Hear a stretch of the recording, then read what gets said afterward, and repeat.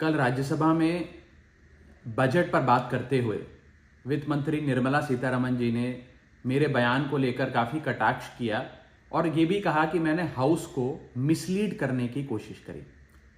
मैंने जब उनके सवालों पर जवाब देने के लिए अनुमति मांगी तो मुझे इजाजत नहीं दी गई। इसीलिए मैंने सोचा कि इस वीडियो के माध्यम से सीधा वित्त मंत्री जी से बात करूं और दूध का दूध पानी का पानी करने का प्रयास करूं।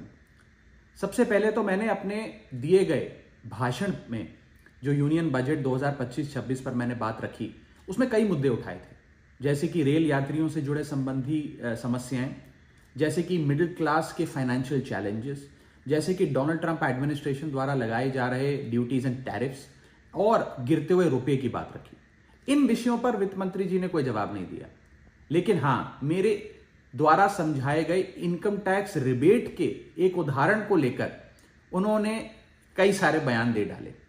सबसे पहले तो मैं ये बताना चाहूंगा कि मैंने जो बात कही थी मैं आज भी उस पर पूरी तरीके से कायम हूं। ये 12 लाख रुपए की जो टैक्स रियायत दी जा रही है सरकार द्वारा, ये ना ही टैक्स एग्जेम्पशन है, ना ही टैक्स डिडक्शन है, सिर्फ और सिर्फ टैक्स रिबेट है। यानी कि 12 लाख रुपए से ऊपर अगर आप आमदनी कमाते हैं एक वित्तीय वर्ष में, तो आपको अपनी पूरी आमदनी पर इनकम टैक्स भरना पड़ेगा। मेरे इस कॉन्सेप्ट को समझाने के लिए दिए गए उदाहरण को वित्त मंत्री जी ने टेक्निकली उसे उलझाने का प्रयास किया, उसमें मार्जिनल टैक्स रिलीफ का कॉन्सेप्ट जोड़कर यह सिद्ध करने की कोशिश करी कि मेरा उदाहरण गलत था।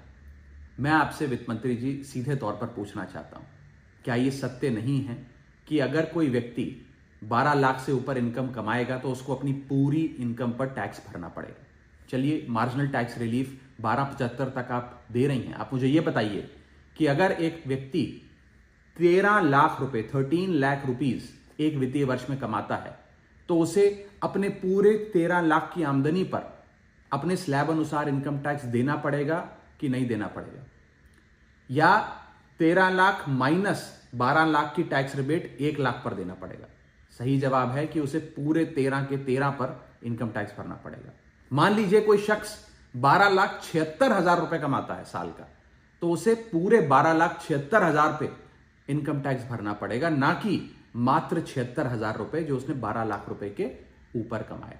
यह टैक्स रिबेट का कॉन्सेप्ट समझाने के लिए मैंने एक उदाहरण दिया था और मैं आज भी उस पर कायम हूं कि 12 लाख रुपए से यदि 1 रुपया भी आप फालतू कमाते हैं तो आपको अपनी पूरी इनकम पर इनकम टैक्स देना पड़ेगा।